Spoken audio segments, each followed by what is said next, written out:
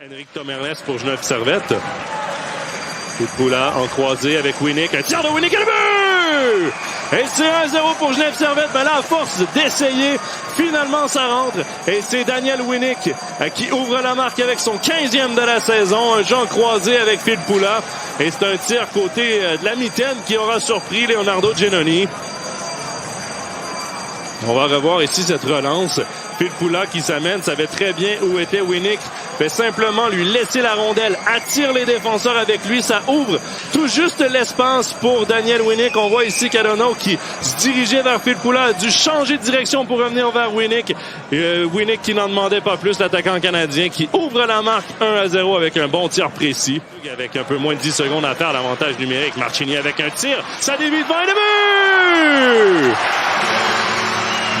Marco Müller, tout juste avant la fin de la pénalité à Marco Morer, qui crée l'égalité 1-1.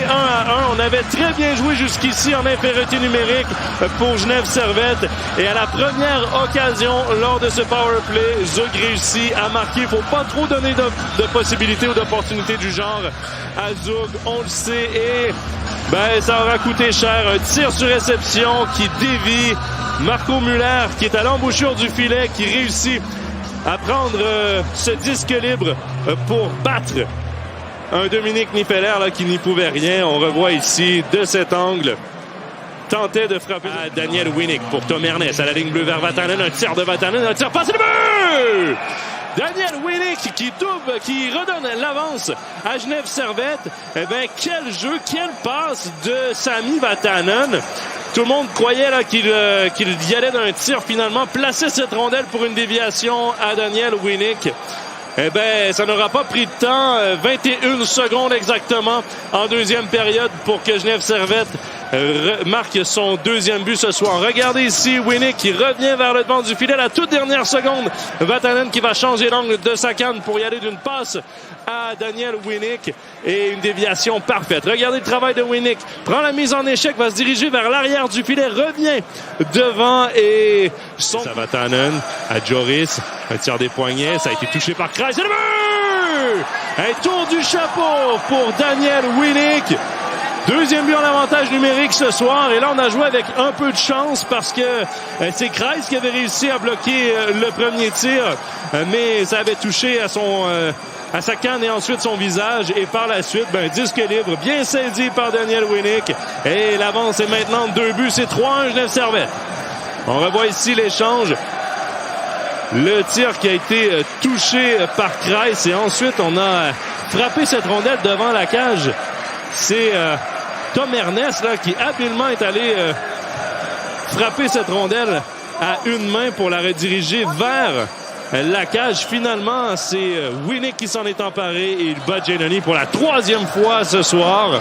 Quel match de l'autre côté à Smirnov. 5 secondes à faire à la pénalité là, à Genève Servette. Et là, Vermin est seul. Le tir de but! Joël Vermin qui donne une avance de 3 buts à Genève Servette.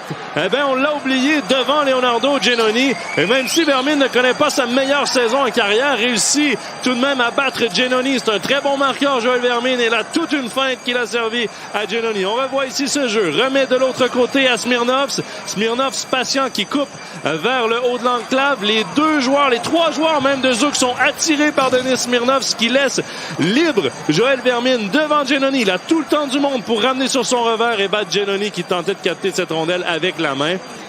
Et là, il faut voir, est-ce que la pénalité était terminée ou non? Moi, j'ai bien l'impression que oui, parce que quand j'ai vraiment Morer qui va lui couper la route et passe pour Filppula qui s'amène seul face à Giannoni. Filppula avec une feinte de tir de but! Valtteri Filppula qui marque et c'est 5-1.